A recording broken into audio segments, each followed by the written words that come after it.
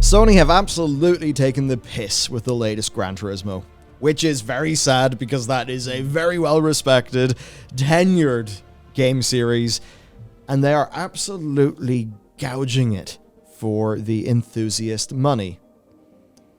And they are also sort of in a situation where reviewers weren't exactly aware of this when they reviewed the game. Mm-hmm. Which is always very, very good whenever you slide your microtransactions in just after lunch, just after all the embargoes go up, and everyone's nicely surprised by how much they cost. Yeah, so the game was, 87 on Metacritic, doing quite well. So why then is there a 1.8 user score? I mean, is it these people saying the game's busted, it runs badly, it's badly designed? No, usually these user scores are, they're a reflection of there being a drama. There is a but that is attached to the game, right? So, can you imagine buying a game that's $70, right? Then it goes down, you can't play it for 30 hours. They even managed to do that, and that's not even the main drama we're talking about today. So the launch was literally scuffed in that fashion, but the game economy is balanced around extreme microtransactions, and there's also clearly unfinished content. They have a situation where the daily missions for credits, it's dailies, and also a roulette ticket system. And there's basically in-game loot boxes for credit rewards. And then the patch also dropped the amount of currency that you actually win from races, which is, examples of 35,000 credits down to 25,000. 50,000 down to 30,000. What they have done, there's a few of them here, like, 5,000 up to 70,000. But overall, there's been a nerf to credit earnings. Yeah. This will be important later. Almost certainly. Very important. Now, also, online-only problems, too. Some of the best single-player modes like Cafe and Missions are inaccessible if you're not connected to the internet. Only 4 of the modes can be played in offline, which are Drift Trial, Music Rally, Single Race, and Time Trial. So that's not ideal. Now, what's then wild is cars, right? Because you can't unlock vehicles when you're offline, and when you are offline, you've got 13 cars to play with out of 425 that are in the game. So that's cool. Damn right. Now, why? And what's the deal with the money?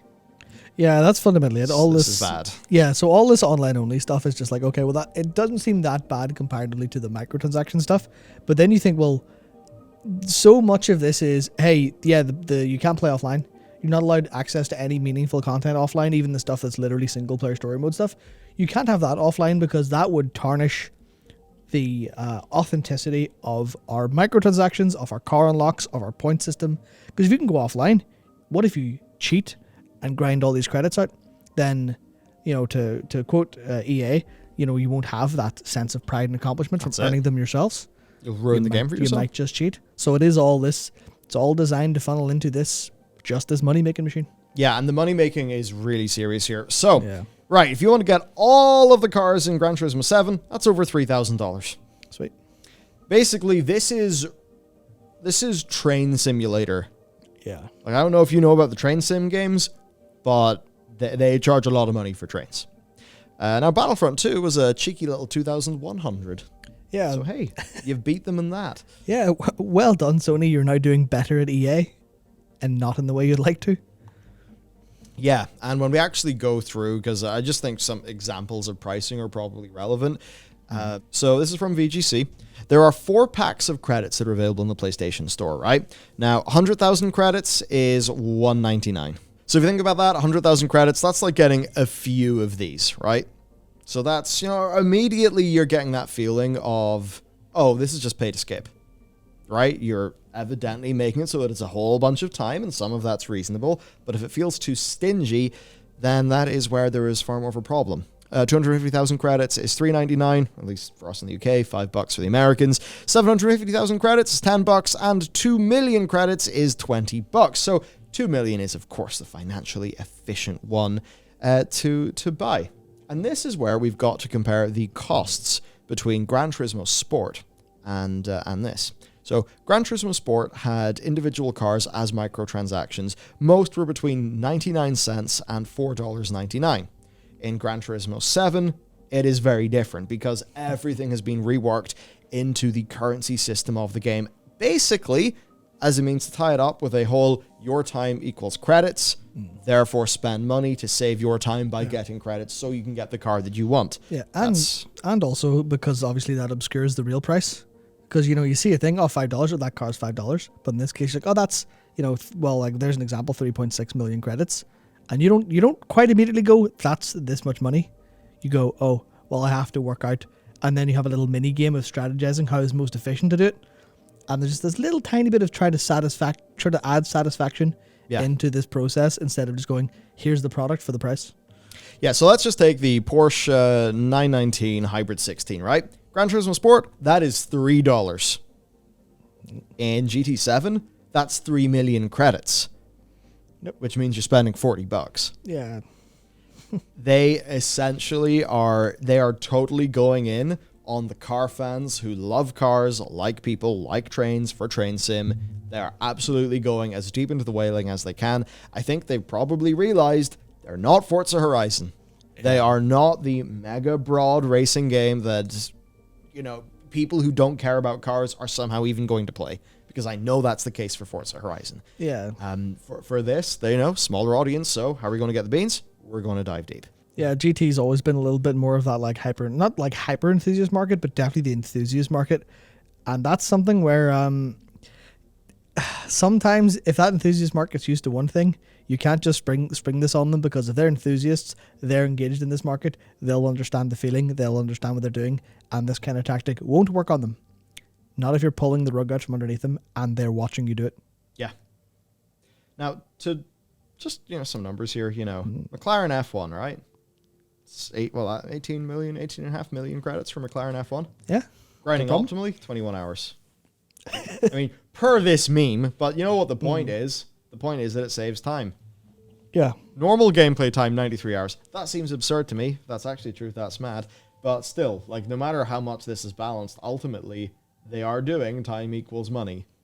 So, therefore, get into the mind slave to provide us with multiplayer racers for the people who are spending, you know, the people who are spending the money to get the cars. Yep, exactly.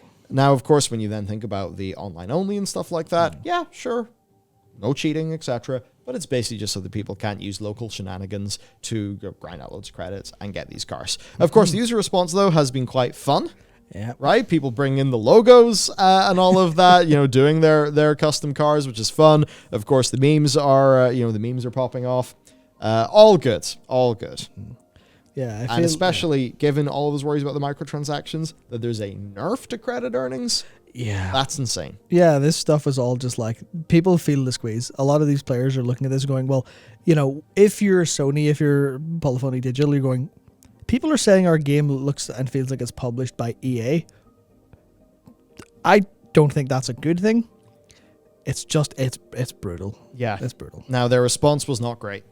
No, so they said that immediately before the release of that update, they discovered an issue where the game wouldn't start properly on PS4 and PS5. They say it was a rare issue that wasn't seen during tests, in QA or anything like that. But they decided to interrupt the release of the update and to make 1.08 a correctional update, saying this is the reason for the delay. My sincere apologies for the late report, everyone. Also in the update, some event rewards have been adjusted, so this is the meat of it. I wanted to also explain the reasons for this and our plans going forward. In GT7, I would like to have users enjoy lots of cars and races even without microtransactions. So apparently that's why there's been some nerfs. Interesting. At the same time, the pricing of cars is an important element that conveys their value and rarity, so I do think it's important for it to be linked with the real-world prices, right? So if a car is really expensive IRL, one of those is a Porsche GT Sport. Oh, yeah. Those kind of like sort of low-run, super expensive cars. Yeah, cool. They're just going to do it like that. Which is wild. And I think, it really does go against this. Exactly. Right? I don't think a user is going to feel that they can drive that, say, 919 without spending a stupid amount of time or money. Yeah, that's exactly the problem, where it's like, especially because the way the grind is built up, where like the efficient ways are really boring to do. It's not designed for you to have like this efficient, satisfying way to earn the credits. Not like it's that's gameplay. That's like an aside of what you do. So people just go, well, I'll do this race over and over again. Or as we've discovered today, people are using user scripts on their phones or PCs with remote play to just automate it. Oh, incredible. Because, when your game makes people want to automate it, then you've clearly done something sometimes right in terms of the economy's valuable feeling, but generally wrong if you want people to play your actual game instead. Bots are not good for your game. Like, there's no way that's ever going to be true. But it's that idea of just like, we want players to feel a sense of pride and accomplishment from EA. It's the exact same feel, just no. That's something you've made up, because it's no one's going to feel happy about doing any of this. You're just trying to capture them for their money. Yeah. And to a bunch of users, they're like, hey, we can't have these cars in real life. We want to play around with them in a game. That's why it's here. Feels dirty when you do it like this. And this is the thing where it's almost like the Battlefield thing again, where, do the developers really understand what players are there for is the question, because that's what so many of the enthusiast market for GT7 actually are there, because they love Gran Turismo. Because like, oh, I get to actually, some of the realism elements, I get to play with actual real world tuning parts. I get to play with real world cars. I get to go, okay, what if I take this specific car that I'll never be able to afford in real life with these wheels that no one would ever take on this track, or these tires rather? Can I take these tires on this track in these conditions, see how well it'll go? Because it was that like almost sim-like element of the game. But it seems that something along the chain has just went, nope, fuck the user, money. We need money. We need you to turn the grinding up 10 times, because that's how you're going to make money out of this. And it's obviously, some of it's to like fund the fact that it's a fairly niche game. It's not that niche. It sells pretty well usually, but it's a little bit niche. And obviously it's going to get expensive because it goes for realism, which graphically speaking is going to be expensive. So it's just, they've pulled the rug out under all of these like actual fans. And it's like, I don't know how much of this is Polyphony Digital's fault, how much of it's, Kazunori Yamauchi's fault, or how much of it's like someone at Sony, just a bean counter going, gotta bring in the beans, Kaz, or we can't let you make this game. Yeah. But it is severely frustrating. I think it's ultimately, it just comes down to the, you know what, maybe they are that misguided. It's hard to say. Either way, this is a travesty. This is awful. This cheapens the very premium brand of Gran Turismo immeasurably. Yep, I've never been a Gran Turismo player, but anyone who plays it, I have immense respect for. But whenever I see the brand, I'm like, oh, that's the game that's really cool and really beloved by the relatively small numbers of people who really enjoy it.